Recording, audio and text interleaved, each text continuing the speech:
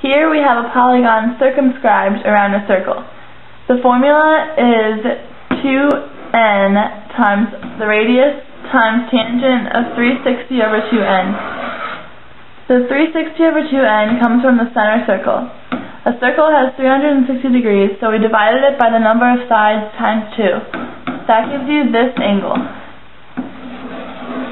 This side is the radius of the circle, so in order to find the side length, we know the tangent of the angle equals the opposite over the adjacent. The adjacent side is the radius. To isolate the side length, you multiply the tangent of the angle by the radius. That gives you the side length, which is the radius times tangent of 360 over 2n.